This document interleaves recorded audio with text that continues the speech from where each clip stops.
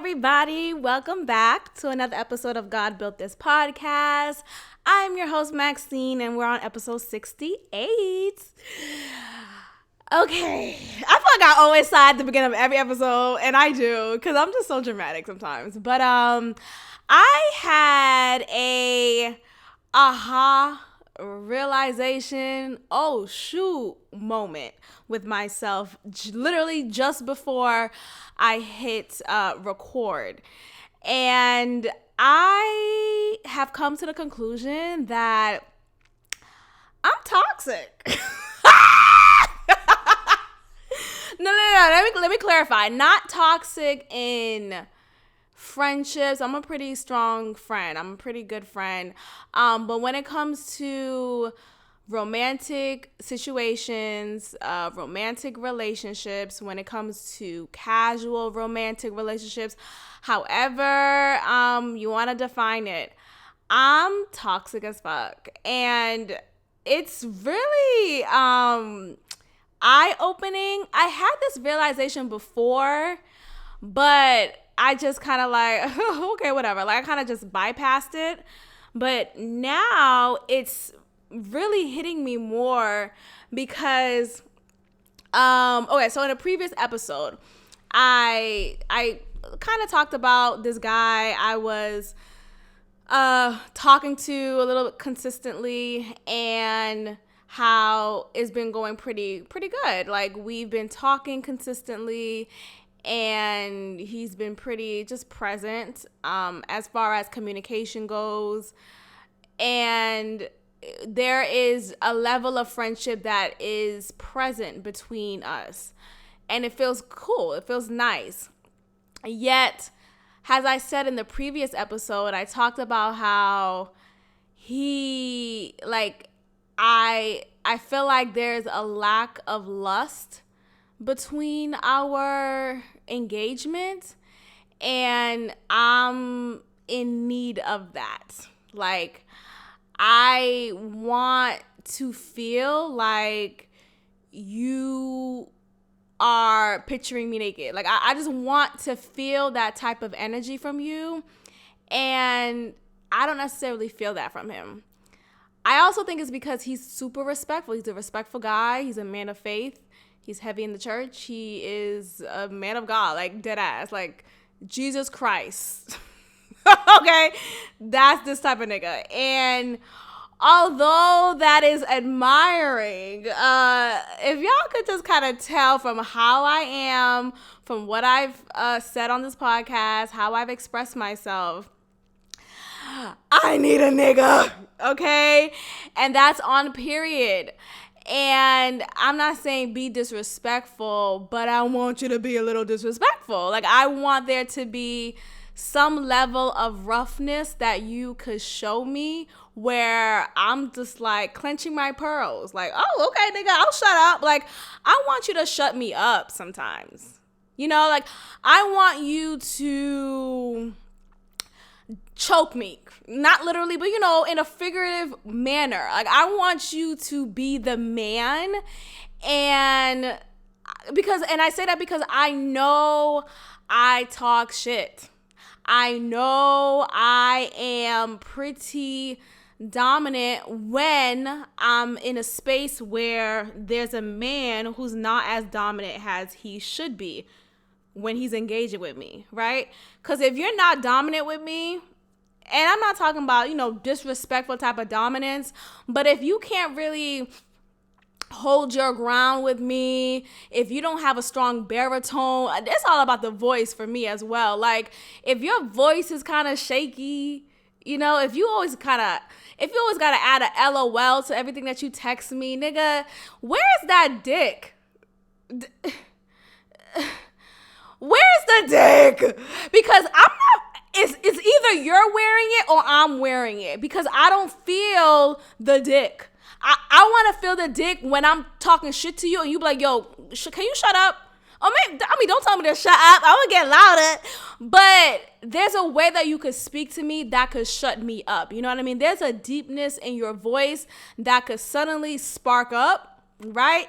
And I'm quiet as a mouse, right? A bitch is mute. And that is what is lacking from this nigga. And what did I call him before? Let's say church nigga. That's his name, church nigga. And it's funny because I remember years ago I used to say, oh, I want a man of God. And it was up until recently on this podcast I've said how I would get annoyed when like my people from back home would ask, oh, like, ask me if I'm dating someone. If I am, their first question would be, oh, is he saved? Right? Is he saved? Is he saved? And most of the time it's no. Because like I said, I like them niggas. And so when I'm always asked that question, it will annoy me because that's not the only thing about a person, and being saved doesn't mean that you're good. Like it's somehow people use that as a disguise to say, oh, I'm a good person. I go to church and I love the Lord. But do you know how to pay your bills? Or like, do you know how to manage your money? Do you know how to dick me down? Like, do you know? I want to know if you know, because I don't think you do. And that's where I'm at. So I think with this guy, with this church nigga, I feel like there is a lack of lust that I'm missing. And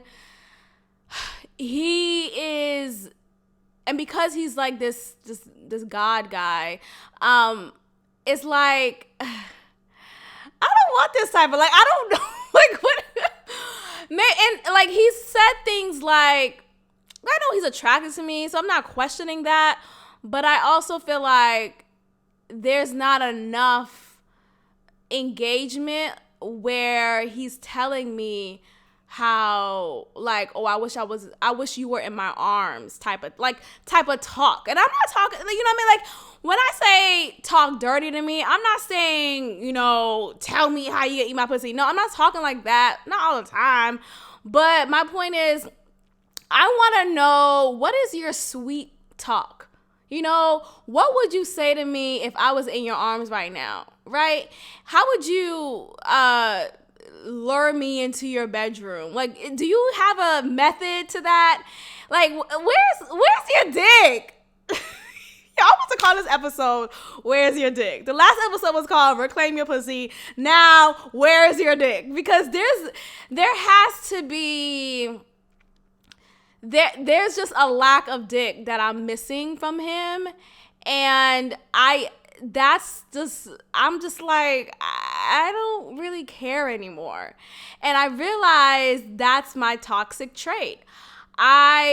And maybe it's not toxic. Maybe it's not, because I think as human beings, right, as people with our own mind, our own intelligence, our own makeup, we have the right, or we should have the right and operate in the right to change our mind, right?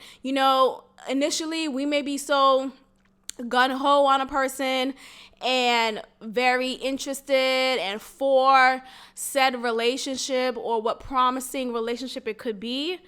And suddenly, as you're getting to know that person, you're seeing different traits that don't really satisfy you, and you're trying to maybe tuck it under the rug, or you're trying to justify it. But then I feel like I've come to a point in my life where no, like, I don't need to be with anyone who I really don't want to be with. And that's on period. Like, I don't need to make up a resolution and say, well, he's God-fearing. Just make it work, Mops. He seems like a good guy, and he could very well be that. Like, he could very well be this amazing guy. But I'm not feeling it. And I think that's the message I've been just pushing throughout this podcast. Like, do what works best for you. Don't go through life and operate through life under the expectations of other people, right? Don't go through life under the expectations of society and what is expected of a person like you. Don't fall under this trap. Instead, say to yourself, you know what? I'm not really feeling this. Like, I can't see myself being immersed in this person for long? And why am I trying to make it work? Like, what am I doing? And the thing is, it is so early on where I can walk away scathe-free. But then again, I think about the time invested where I know he likes me like that. Like, I know he is interested. I know he is very, like, when I say that, because nigga is on my line. And it's not to the point where I feel like he ain't got no dick. When I say that, I mean, like, you know, have no balls, have no cojones, you know what I mean? But I'm saying the same thing again. How else do I explain that? Like, have no dick, like, have no wherewithal to sustain or restrain from me, actually. I actually feel like he, there is a strong desire that he has for me. I really do. And I feel like I'm sounding conceited. I'm not. But I know he likes me. And I question if I'm being toxic because I know this, and it's wrong of me to have him on this leash with him possibly thinking this could progress into something when I'm completely feeling different. And here's the thing. We never had a conversation about whether or not, you know, I want to date you exclusively or I want to date you, period. Like, that hasn't come up. And I think it's definitely because him being so respectful and Christian-like, where he is at my own pace. Like, he's following my pace, or like he's not making that initiative. And that's what also turns me off. Like, I want my nigga to be a nigga. You know, like, I want you to make that first move. And I want you to do it with the confidence of a nigga who has a dick. Like, can we just stop? Like, what? I want you to, you know, for the amount of times that he calls me and texts me and is consistent and communicative and stable in that sense, I want him to show that dick.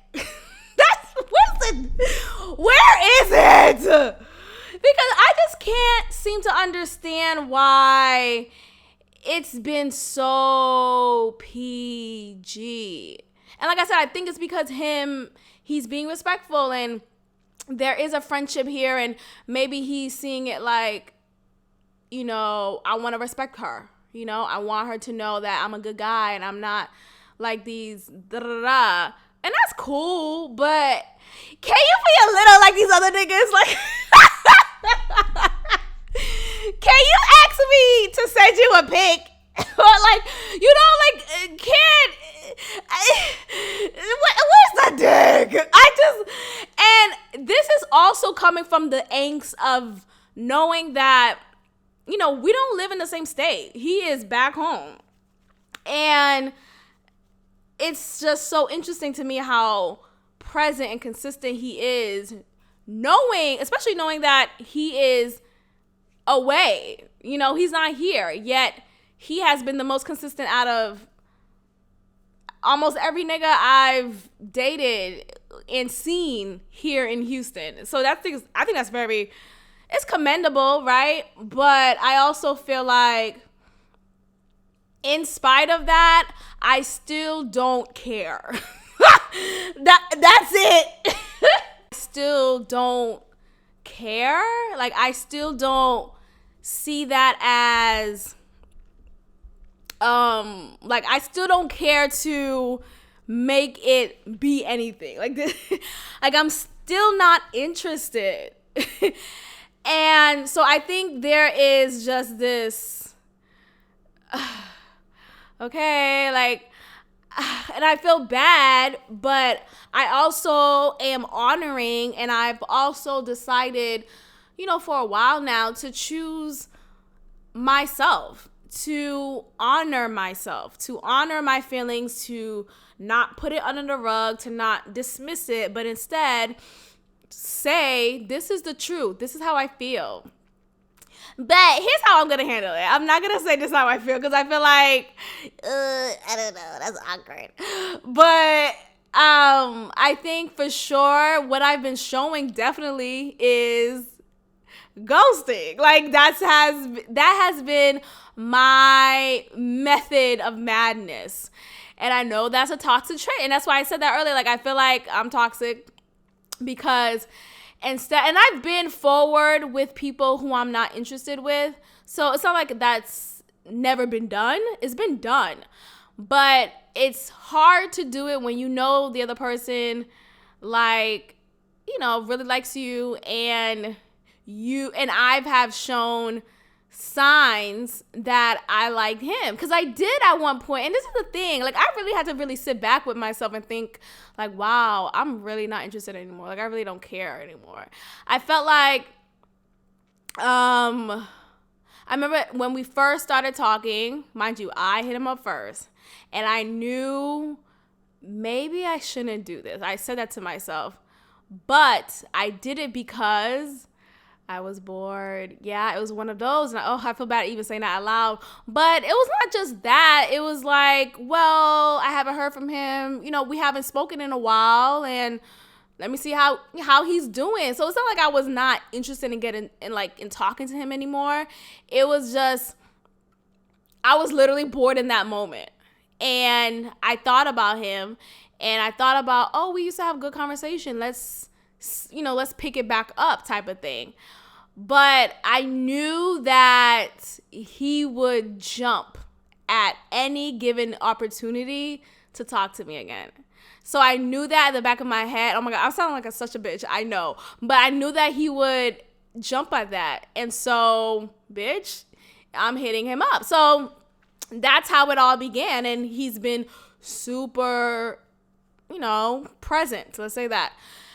And that was good for the moment, right? So at the top of the year, we've been talking consistently every day, texting, talk on the phone, FaceTime, and like consistent. And I think I needed that in that moment. For some reason, I feel like I was just wanting that. I was desiring that. And he provided that. Right? So it's not like I said to him, I want someone to talk to. It's just like I knew he would be that someone who could fill in that void. So let me just hit him up. And I'm just not that into him. I think that's just it. Like that's literally it.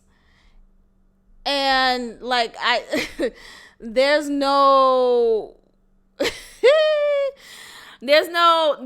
else that could be done that could change my mind. I think a lot of the reasons also for why I'm feeling this way is he is just, I think in some ways he demonstrates and reminds me that he's young. He's a few years younger than me, and he's still of age, and like I always gotta say that because I don't want people to think the wrong thing, but he's about 3 to 4 years younger than me. And I just feel like there's a maturity gap that is present. And that's no shade. It really is no shade. It's no knock. But there is an emotional difference between us. An emotional difference. And we had a little bit of an argument or debate, whatever it could be called, a little while ago. And I'm very cut and dry. Like I'm pretty direct in how I speak and in how I argue or debate with someone. That I'm very read. Like you don't have to read between the lines. It's the line. Read the line. That's how I feel. That's literally it. Okay. And so I remember I sent him a text. I was very direct and very straightforward. I pretty much said how, I don't want to get into it, but I was very direct. And he still didn't understand. Like I literally said, this is what I don't like. This is what you did. And here's what I don't like about it. And if you could not do that again, pretty much, I'd appreciate that. Like, I was pretty much direct in that sense, right? I said everything, I laid it out. And he was defensive. I can't stand a defensive person, a defensive man and a defensive woman. Please exit stage left. I don't have the energy, and I don't plan to conjure up the energy, because just bye. Like, if someone tells you just very directly, hey, you did something that was hurtful and I would like for you to not do that again. Just period. That's it. And it's not about me calling you out and calling you a bitch or a bitch ass nigga. Like, there was no names being said. There was nothing inappropriate said. No, it was literally, here's what you did. Here's why I don't like it. And I would like for you to stop. Just pretty much straight like that. His response was just simply, I don't understand why you're mad. I don't get why you're mad. And I'm literally, I'm speaking literally in this tone. I'm like, I just said I'm mad because, or I was mad because X, Y, and Z. And he's like, I didn't do it that way. I wasn't trying to be that way. And it's like, that's cool. But what I'm saying is, be mindful and not doing that again. Like, that's what I'm asking you to do. And it was just completely, I was hitting a wall with him, and he kept on trying to continue this exchange. Like, he wanted to keep on going at it. And I'm just like, it's not a discussion. Like, it's not, what are we discussing? I'm telling you something. Your response should simply be, got it. I will make sure I won't do it again. Just like, it's very cut and dry. And it's not about me trying to tell you what to say or write a script for you. No, stop. Like, if someone's telling you, don't do this, or I don't like when you do this, could you be mindful to not do this again? This is why, right? And I give you a why. There's really, I don't care to have, like, where's the door for discussion? The door is closed. Like, there's no door.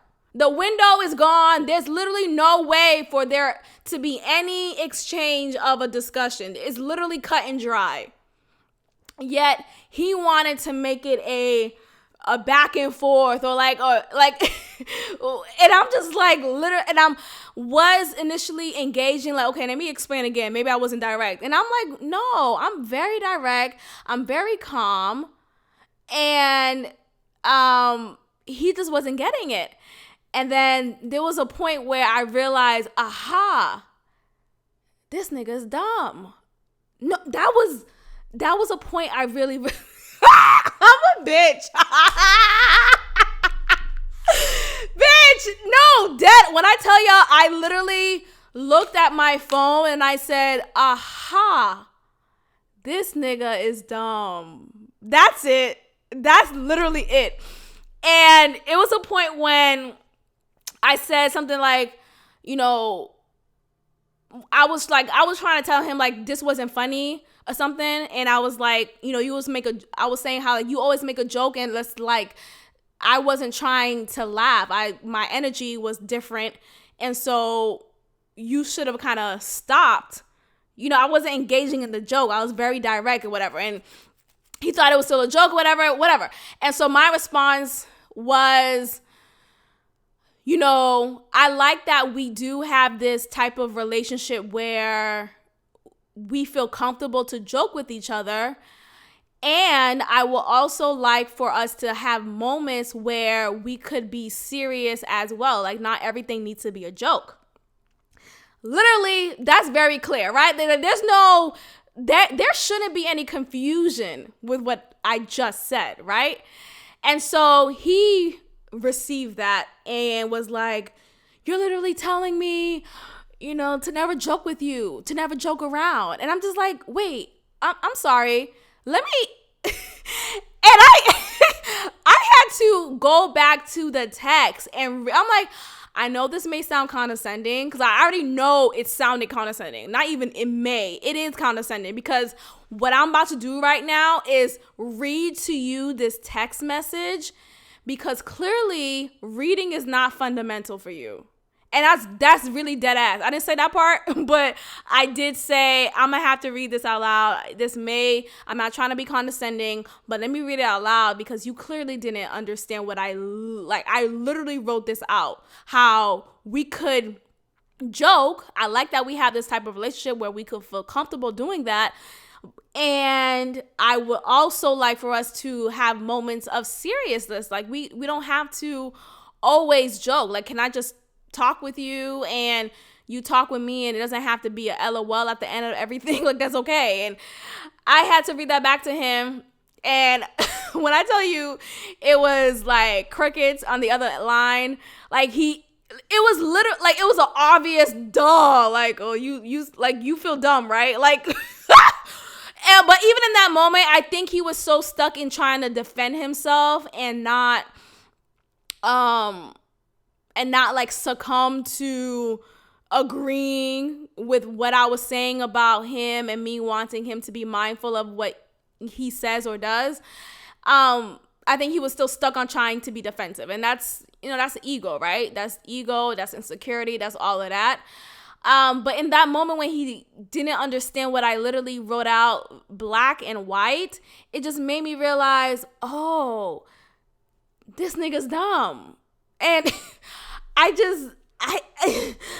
what? I gotta go. Like, it was just so weird.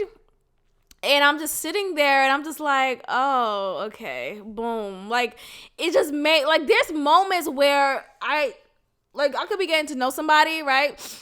And I realize, oh, he's not as smart, right? Or, oh, he's not affectionate, or like he's certain, like there's things that I just cannot tolerate. I cannot tolerate someone who lacks intellectual depth as I need them to have. Like, I need someone who is able to stimulate me mentally. And I don't want to, like, he's not a doofus, but it was just moments like that I just could not.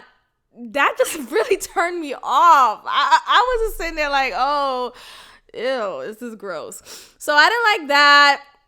And I think that has to do with him being of a particular age and me being older. And I just never really seen myself being with someone who's younger than me. And maybe it's something where, maybe when I'm I'm 29, so 30 is around the corner, but maybe when I'm 35, I don't want to do that. That's gross. Like, I don't want to think about somebody and be like, oh, well, I can't wait till 5 more years, and then you'll be really the man that I want. No, because I feel like, period, if I'm not interested in you now, right, then there's no 10 yeres that could make me interested in you. And that's it. Like, it really is it. Like, if I was, I'm still doing the same thing. Like, I was going to say, if I was his age, then maybe I'll be interested. I don't think so. And I just think it's because I am who I am, right? And I'll be who I am no matter what age,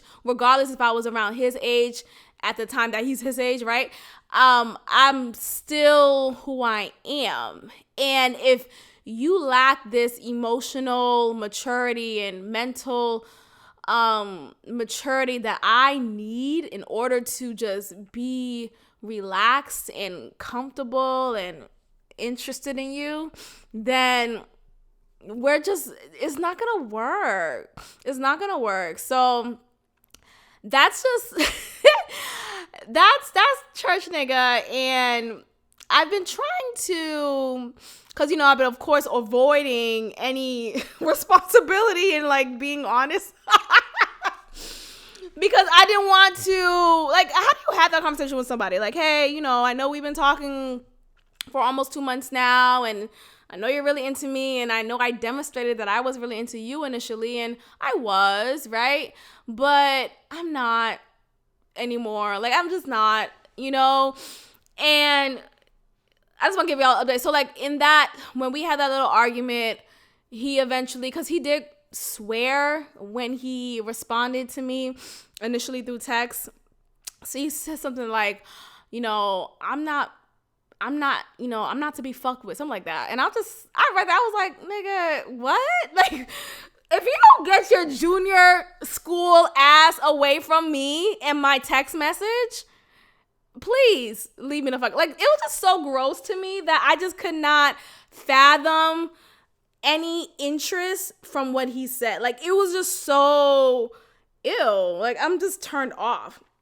Anyway, I think like 2 days passed from that time, and he hit me up and wanted to talk about it again.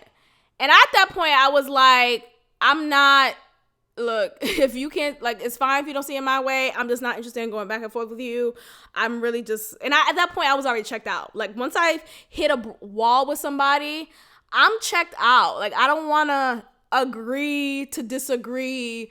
And what we're disagreeing on is very fundamental to how I require you to be in our relationship, right?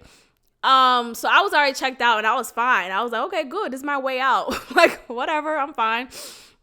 But he reached out and was like, he was just opening a level of understanding and was apologetic and just provided this long ass paragraph. And he wanted to talk at first on the phone, and I just really wasn't interested. And his explanation was nice. It was fine. But I think I kind of kept that moment under the tuck. And that was like a strike against him. Like, okay, got it, strike. And the other strikes just came about when his phone got messed up, and we would still text, but before we would FaceTime a lot, and now we wouldn't. And I was fine with that because I felt like my time, y'all know I love my time, like my time, me time with self, okay? I love that time. And yes, I do engage and like to have quality time with other people, but trust and believe, a bitch will choose to be by herself sometimes. Like, most of the time, honestly, I would choose to just be alone and have the best time of my life. But like I was saying, we've been talking consistently for almost 2 months, and that talking looked like also us talking through FaceTime. So my me time was taken away. And although, yeah, we had a good conversation, I internally still yearn to have my me time. I remember one time, I was like, okay, I'll talk to you later. And he's like, oh, okay. Like, and like, he's not to the point where he traps me on the phone, but it's kind of like, leave me on the phone until whenever, or until he's the one to back off. And I just feel like I gotta go. So, I think that's where we're at. I been trying to ghost lately. Like, I try to keep conversations kind of short and wouldn't give a question back or wouldn't sound. There's just a lot that just annoys me too, because I remember we had a previous conversation where he said he likes Domino's or Little Caesars, and I just think that's so childish. Like, ew, what? Like, but he would talk about it in a way like it's gourmet, and I just think I just can't. What is Domino? Like, Little Caesars? Like, am I 14 on a, like, and I'm not, and maybe I'm bougie, but it's not about being bougie. I feel like when you have been exposed to better, right? If you're exposed to quality types of food, then I'm not going to be over here ordering through Domino's. Like, what are we doing? Like, I order Domino's for my students. Right? And even that, like, just recently, no, it's been Domino's. But, like, actually, no. Like, there's other pizza places that the admin will order for students. And Domino's is not the list. Like, it doesn't make it. It doesn't cut the list. So I think of Domino's and Little Caesar. Like, what the fuck is a Little Caesar? I know what it is. What I'm saying is, like, what is it that you're so in love with? And I know it's because it's a $5 pizza box, right? And it's like, okay, I can't base my food intake off of the price point of it, off of the cheap quality price point, right? Because if something's $5, it's more likely not of high quality, and that's just it, right? That's why I love to cook, because I could create my quality, and my quality is great, and my cooking is amazing, and my food is the bomb. So there's that, but he doesn't cook, or he doesn't really like to eat at home. And like I would say, oh, I'm cooking, I'm like, I just finished this dish, and he's like, oh, he doesn't really like that particular dish, and it's just like, are you a man? Like, where's the dick? It just really turns me off. Like, there is just immature. Like, there's a level of immaturity that I'm recognizing, and I'm just not interested. And I feel like also, I don't know, I could go in on him, but I'm just gonna move on. But that's just, anyway, so yeah, I've been trying to ghost him, and I feel like he tries, like, maybe he picks up on it. Like, he hasn't been, what is it?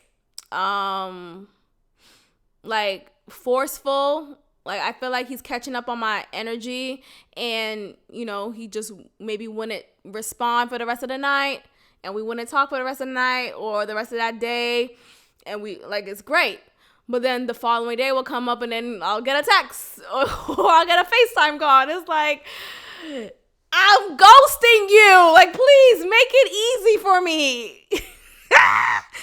Okay, let's move on. But that's it. That's really it for me for that front. I was recently asked by somebody, oh, is anyone in the picture? You know how you have these catch-up conversations with people who may not be in your life, like in your close by surroundings.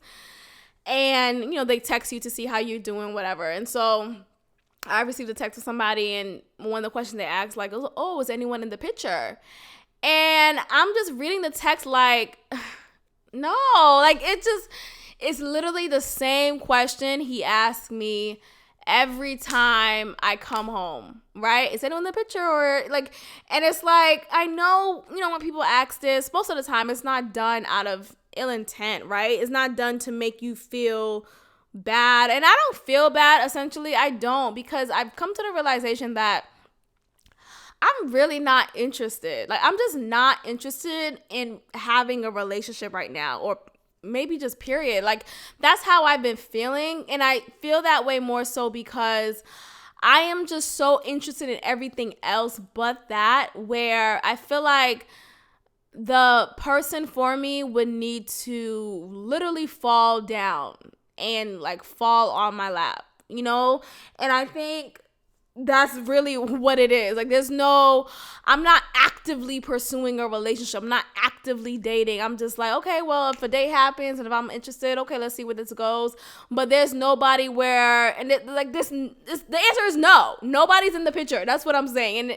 And it's not said out of anger, like, oh, I wish someone was in the picture. It's just like, no, there's no one. Like, I wish the conversation would have been more so, because in that conversation too, this person asked me, oh, how's everything going? How are you? And I was pretty honest and forthright about my feelings in my career and where I want things to be career-wise and how I'm looking to transition my career, etc. And there was not like much feedback given on that. But when it came like the next question was, okay, that'll be figured out. Okay, now, next question is, anyone in the picture? When it's like, I don't want to talk about that. I want to talk about my career. I want to talk about, like, personal fulfillment. I want to talk about emotional maturity. Like, I want to talk about stuff that's more stimulating to me. And what isn't stimulating to me is anyone in the picture. Like, that doesn't stimulate me. Like, there's really nothing of that makes me feel at all stimulated, Anyway, So there's that. Let's get into some of these hot topics. Can we talk about this guy who I used to have the biggest crush on him in undergrad? Oh my gosh. When I tell you, from freshman to towards the end of junior year, because he kind of fell off. Like, he kind of fell off of my, like, stop tracks crush type of crush. But he was, oh my God. Like, I would literally, like, walk into the student cafe, and whenever I would, like, run into him, I will stop dead in my tracks and stare at him and it would literally be one of those movies where, you see Molly Ringwald and Sweet 16 or 16 Candles actually, and she looks at the guy and her mouth drops, and he was so beautiful. And I'm purposely using the word was here, not just because it was obviously past tense, right, when I was in undergrad, but because that is so relevant for what I'm about to say. So this guy, let's call him college nigga. Let's say, yeah, college nigga. He and I've been recently, like, I like, suddenly he's been active on Instagram or in just like social media, okay? And so he's hit me up on social media, and I'm responding. And I feel like his pictures don't hit the way it did when I was so enamored with him in undergrad.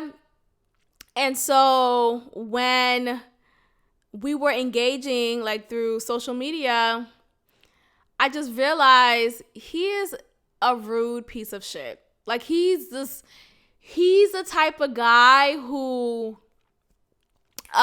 he lacks communication skills. He doesn't know how to joke or be flirtatious. It's kind of like, it's just weird. Like, his energy is weird, and it's just, I don't know if I would say socially awkward. Maybe socially awkward, but there is just there's a missing link, pretty much. And I remember, so, like, for example, he posted a clip recently of this short movie clip.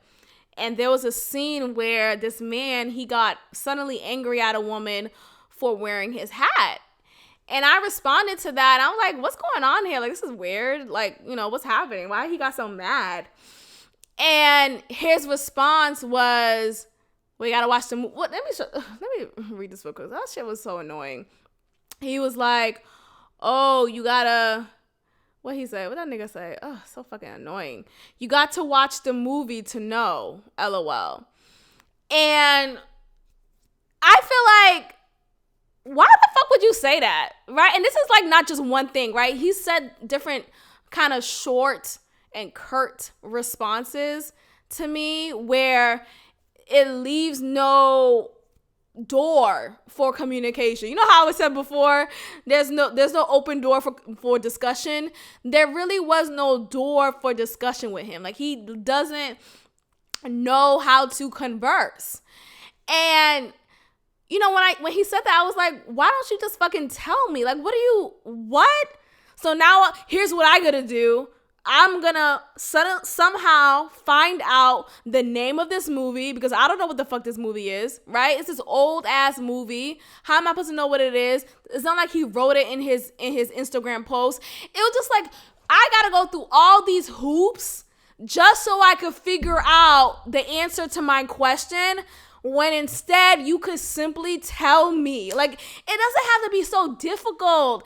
And with him, this college nigga guy, he's difficult. Like, just through conversation, he's exhausting. And I'm just sitting there like, oh my gosh, this is the man I was madly obsessed with in undergrad. This was the same nigga. Just imagine, and mind you, I heard there were rumors in undergrad where, I was hearing that, oh, he's rude, or he that nigga's rude. Like, people would say it flippantly, but I never really engaged in conversation with him because he was kind of like over there. But we did kind of run into each other here and there. We had short conversations, and it worked for that moment. And I think that made sense because he has short conversations. He doesn't know how to have an engaging, full, open conversation. So I'm just sitting there like, what the fuck? Like, that's so annoying. Like, what are we doing? So I was just like, there's something to that when you realize the person who you created in your mind to be this, this perfect image, this perfect specimen of a man. Oh my God. When I tell y'all, he's handsome still, but because of his shitty ass communication skills and his shitty personality, it's like, it totally trumps how he looks physically. Like, it totally trumps any level of attraction I had for him. Like, okay, he's attractive, but I'm not attracted. That's really what it is. Okay. So recently Wendy Williams talked about, in her Hot Topics segment, she had a little moment where she kind of spazzed a little. She talked about how, she doesn't like it when men wear women's clothes, and men will never have what we have, which is the period, and stop wearing our clothes and stop wearing our heels too. And she kind of went in real quick. It was a quick little moment, and the audience, of course, is her audience, so they're gonna engage and like laugh and clap and be present with her. But online and Twitter was completely just like dragging her, of course, because we live in a space where we live in a time when men could be women and women could be men, and we should be accepting of that. And if you're not, then you're this type of phobic person. Here's the thing.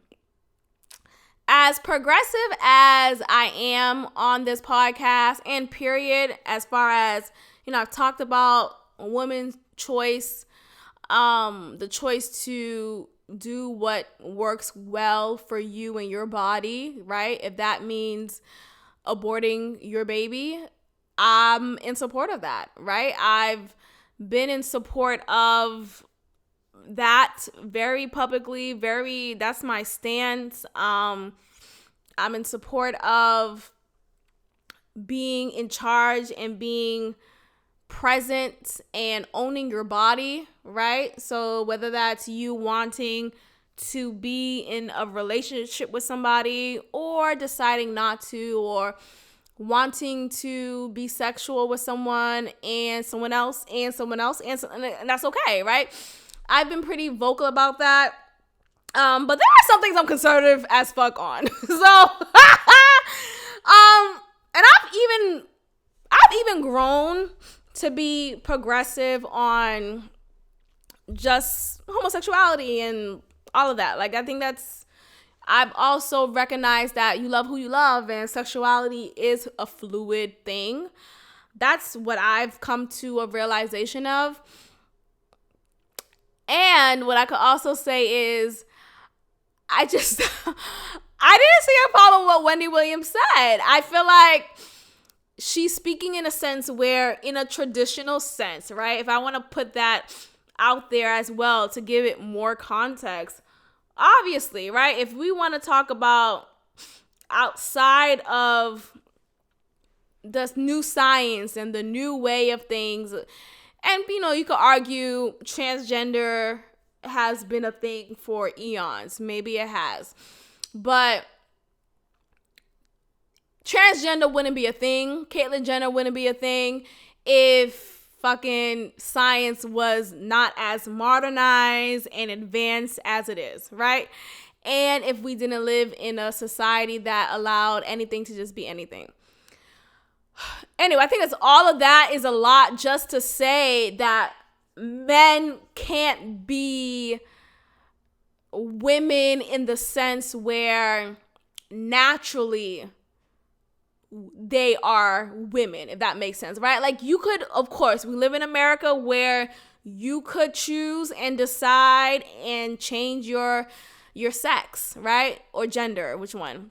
And you could take the hormones, you could change your outfit, and okay, sure.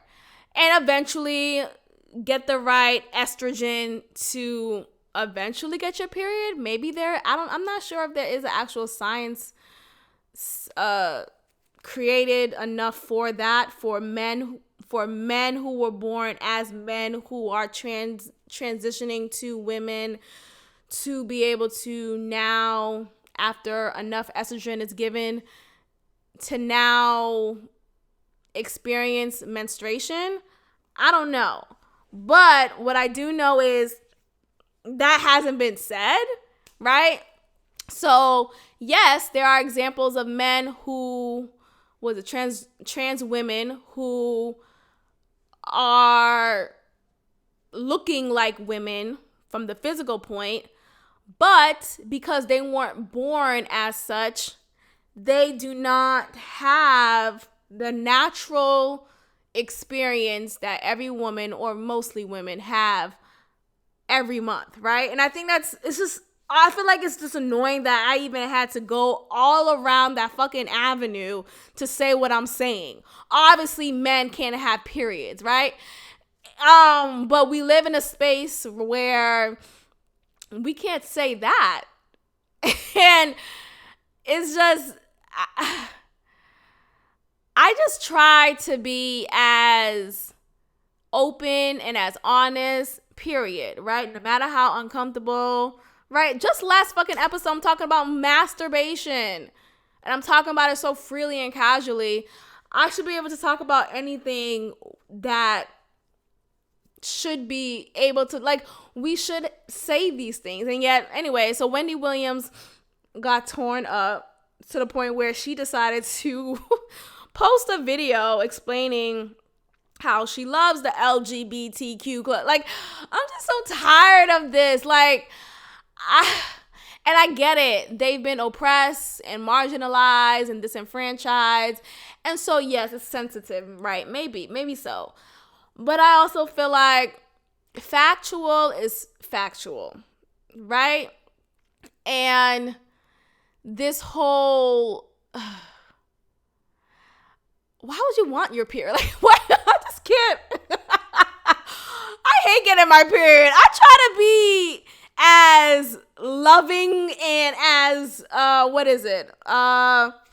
in tune with my body when it's that time of the month. But when I tell y'all, I fucking hate it. Like, I really don't enjoy getting my period, you know? But I do try to tell myself, oh, I love that my body is able to produce this, and this is amazing. This is a testament to God. And yes, all of that is true. And I could also say I don't enjoy this period of time, pun intended, you know? So Wendy just got her ass given to her, and it's just unfortunate because I feel like, so what? Like, it's just not that big of a deal. I feel like these talks, like what she say to us, she really says it like she means it. And I respect that. And I respect that we live in a society, we live in a world where she won't go to jail for that, right? There's so many other countries out there who, that wouldn't allow their citizens to speak up and speak out and be as frank as possible, right? But we have the privilege and the honor and just the right, not even it's a right. We have the right to speak up and say how we feel and not get persecuted for it.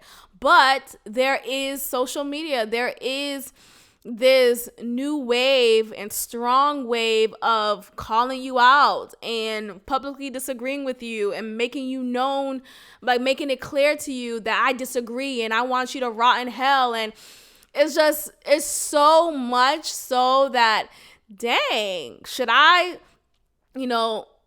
politicize how I speak? Should I now talk differently? And I don't want to, and I don't plan to. Eventually this podcast will reach different ears, and it may rub some people the wrong way, but I want to go to sleep and know that I am myself, right? I am who I am. I said it how I meant it. I said what I said, and I don't regret it. I don't ever want to speak in a way that makes you more comfortable than it does me. Like, what the fuck am I living in this? What type of world is that? Right? I'm just existing, or am I even existing if I'm living to only please you and I'm hurting in the meantime, you know? And yes, Wendy Williams could be a little, yo, I don't know if y'all saw, I watched Wendy Williams. I watched just like, she's a part of my daily show rosters. So of course, y'all know I love The View, and I plan to be a audience member, you know, sometime soon. Let's make that happen. But a part of my daily show rosters is The View and Wendy Williams. And so I saw another clip of her, and I'm like, I know they're gonna rip her to shreds for this one, but it was just a poorly done joke. And I think it's because, you know, Wendy Williams, she's not a quote unquote comedian, right? And yes, she did a previous tour lately. It was like a comedy tour, but she set it up where she opened for actual comedians, but in her opening, she's giving jokes. So she's giving her shit talks and maybe giving it in a way that fashions a joke. Anyway, but she's not, like, we don't know her as a comedian. She's not a comedian. She's a talk show host. She's a radio host. She's a personality. She's all of that, but not a comedian. And so there was this episode recently where she was giving the news about this actor and game show host called Drew Carey, right? Don't get him confused with Jim Carrey. But this actor named Drew Carey, his ex-girlfriend, she got murdered, like literally murdered, by being pushed down a story-foot building, and she fell to her death. And if you guys know Drew Carey, he was a game show host of The Price is Right.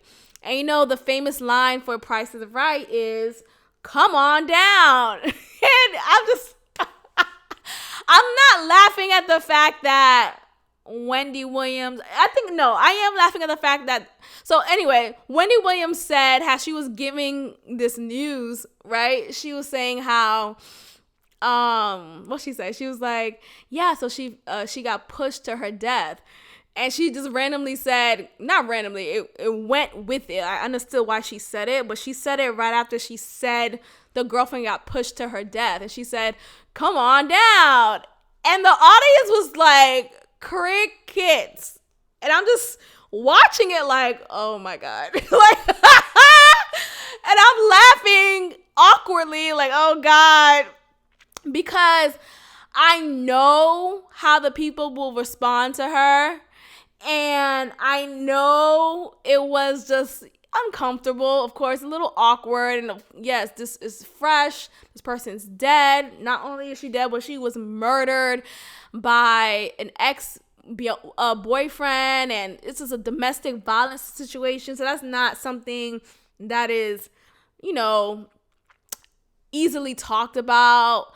So hearing her give this joke, I'm laughing, but more so at the audacity of it. Like, this is an audacious ass joke. And I'm just like, I was laughing. Maybe I'm sick. Maybe something is wrong with me, because I'm that person who will laugh at any type of joke. There's no joke for me that is pushing it. Like, I feel like everything's up for grabs. And I think there's a way that you give a joke about anything, whether it's about rape, molestation, murder, you know, Me Too. Like, I think you could joke about anything. Literally anything is up for grabs, but there's a way to joke about it, right? There's a way to do it. And so when Wendy Williams said that joke, I'm laughing at the audacity. And sometimes I just laugh at just the fact that you just made this joke at this time and it's just completely awkward. Like, I'm laughing at that. Like, wow, shout out to you for going there. That's dope, right? And it's just fucking audacious. So that was just an interesting moment. Wendy Williams is obviously, she's not much of a, well, she's a polarized figure in the entertainment industry. So, of course, she's getting mixed reviews, and people are taking this as an opportunity to say, cancel her, cancel her. But I don't like the whole cancel culture. I think we also need to get rid of that. I think it's been dying lately. It's been very heavy last year, but I think it's getting better. There just needs to be a better way to communicate our disappointment with someone, rather than saying, oh, just cancel this person, let's cancel the whole show. When it's like, no, like Wendy Williams, I really love that show. I just love what it gives me, and it's just, I feel like it's just kitchen table talk. I love talks, not every talk show does it right. So when I watch a good one, I don't want that to be at risk of getting canceled. Okay. So finally, to end us off, I do want to give my take on the show Love is Blind. So if you haven't been active on social media, this has been a popular show, and I know it's popular just because of how much people have been talking about it on social media. When I tell you social media is a marketing tool, bitch, like everyone's reposting something or posting their thoughts and comments on it. It really makes you want to watch the show. But I feel like I already know all the twists and turns this show has taken already. That why do I need to watch it? Like, why do I need to commit to watching 55-minute episodes when I could just watch someone's Instagram story and be caught up? Like, there's nothing else. There's no other thing. There's no other option, okay? Anyway, there's this black couple, and already that's a sign. Like, oh, here we go with some bullshit, right? There's this black couple who, and let me give you the context of the show. So Love is Blind is literally the title.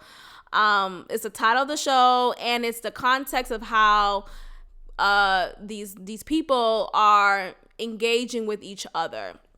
And the premise behind it is to really get to know someone for who they are and not allow your physical appearance to be a restraint or to be just this blockage that doesn't allow for you to really just like someone and get to know someone, right? Sometimes as women, we could say, oh, well, he gotta be 6'2", or he ain't 6'2", or nope, I'm not looking at him, but he could be a really, really nice guy. And I have problems with that because I think, yes, there is value in,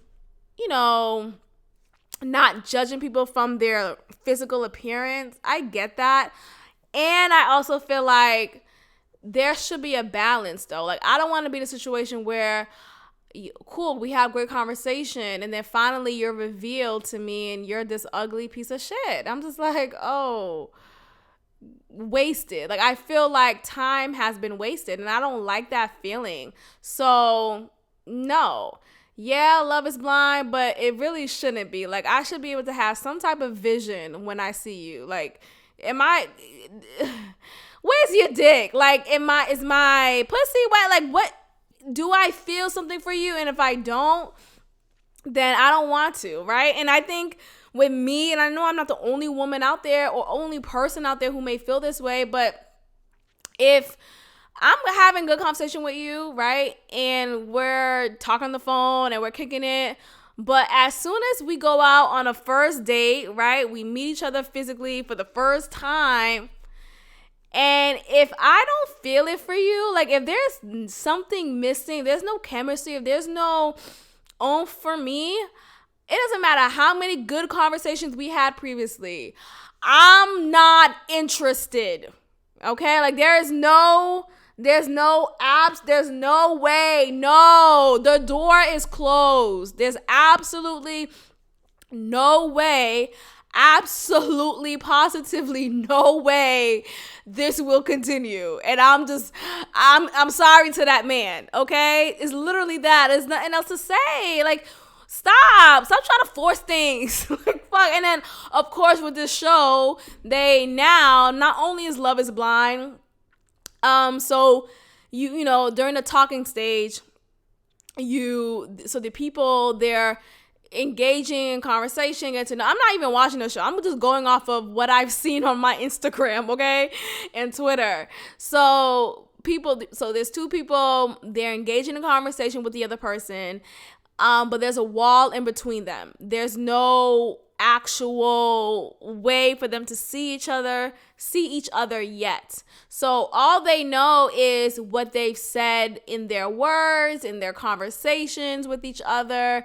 And there's possibly a connection formed. There's this closeness that you have created and established with the other person. Then finally, I don't know how long after, but finally they do get to see each other face to face, like actually see each other, right? And some are, okay, hi, you know, while some others are like super pleased with what they see, right? So that's a risk in and of itself. Like, damn, you wouldn't want to be the one walking to your person who you made an emotional connection with, and you finally see them in person. You're like, oh, fuck. Hi, I'm Maxine. Like, I fucking know your name, obviously, right? So that's the sucky part. Anyway, that's the premise of the show.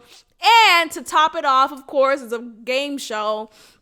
They get married in 4 weeks. So, like, they're doing this because they really want to be in a relationship. They really want to find the person for them. They really want to create this life with this person. And this is true, it's intentional, it's beautiful, and it's blah, blah, blah. Anyway, so this is Black Couple, okay?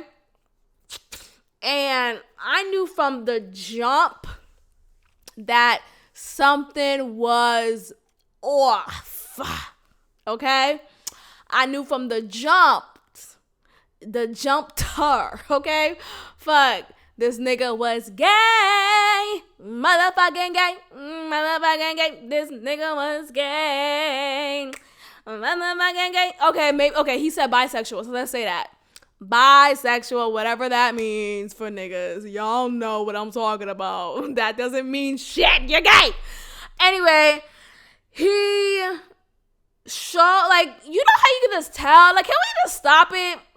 I know we live in a space in the society where, you know, man could be women, blah, blah, blah. But there are some people out there you can just kind of tell, oh, you gay.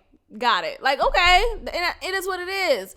So anyway, like I said, they've been talking and developing this emotional connection with each other, and she didn't know who he was. She didn't know how he looked like, right? Or his mannerisms, because that tells a lot about a person too. Like, you can tell with someone's mannerisms the type of person they are, and you could tell the nigga was gay. That's the type of, you know, and whatever, cool. So they finally are revealed to each other. She's a beautiful woman. He, of course, is like admiring that.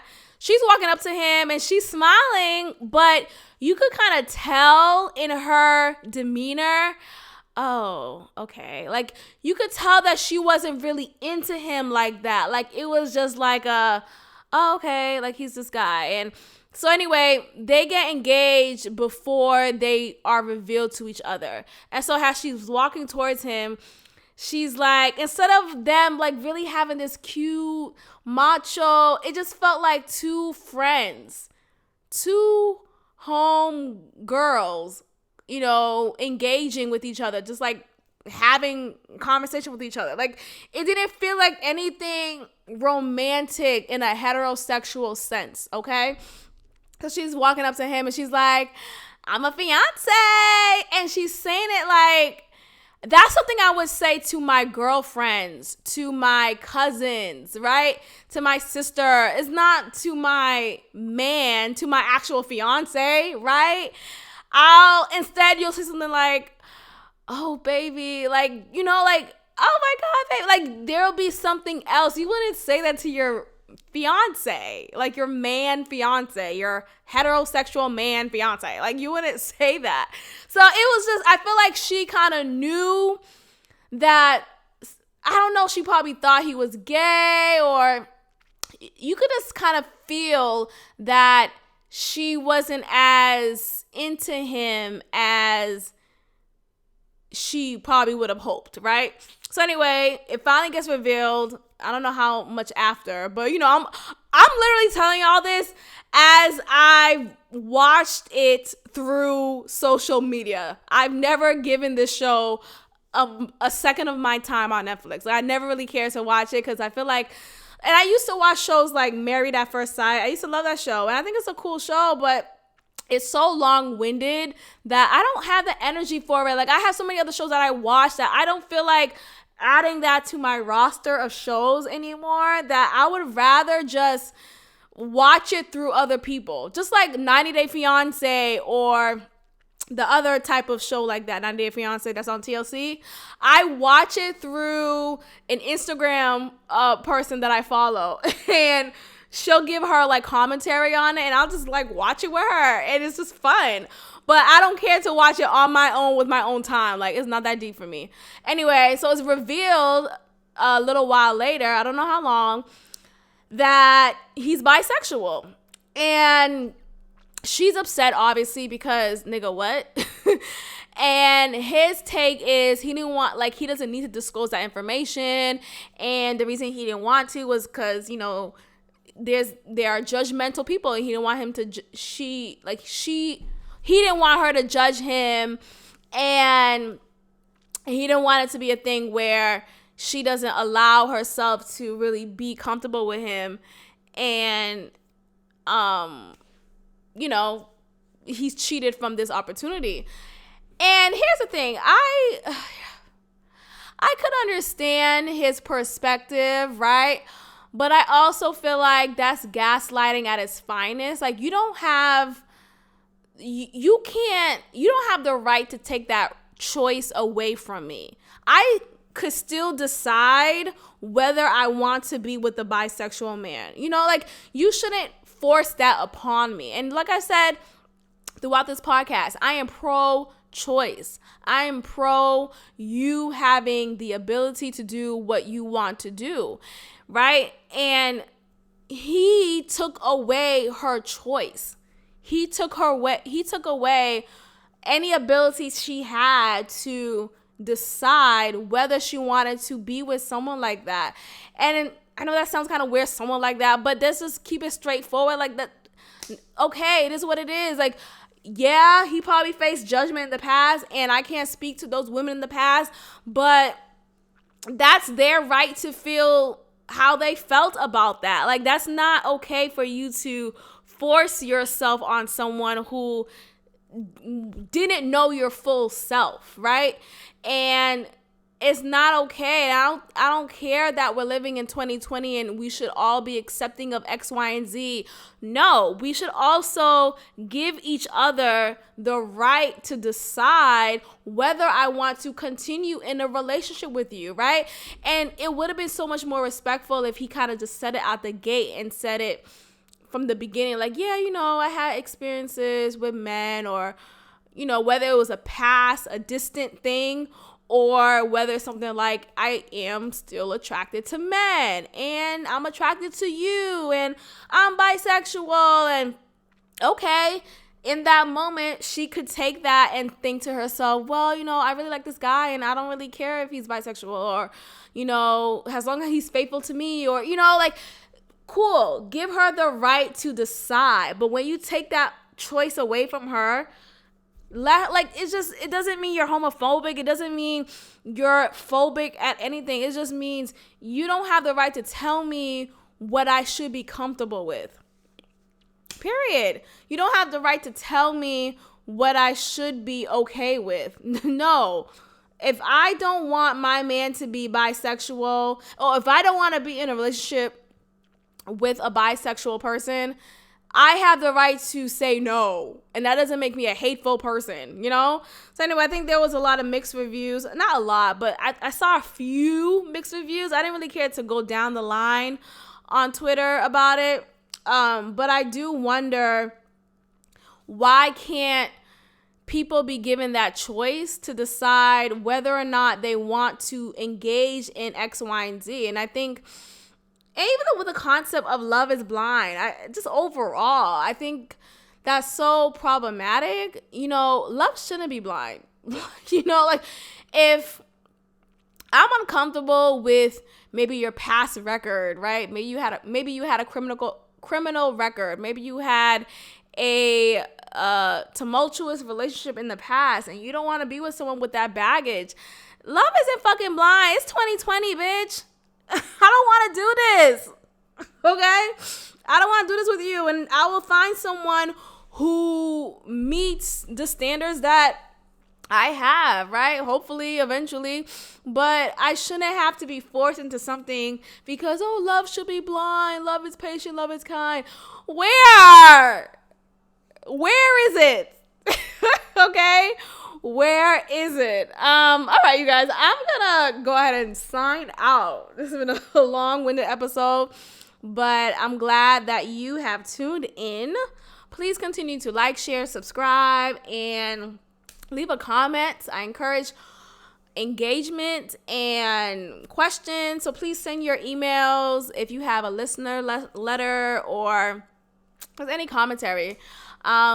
Please comment on the appropriate platform. So this podcast is available on Spotify, Apple Podcasts, and SoundCloud. So feel free to leave a comment on either one of those, all of them preferably, and give a 5-star review. I really appreciate that. And I will check in with y'all next week. Thank you so much. Peace. Thank you for tuning in to another episode of God Built This Podcast with your host, Maxine. Be sure to leave a review, give me 5 stars, and of course, subscribe. Also, follow God Built This Podcast on Instagram at God Built This Pod. God bless.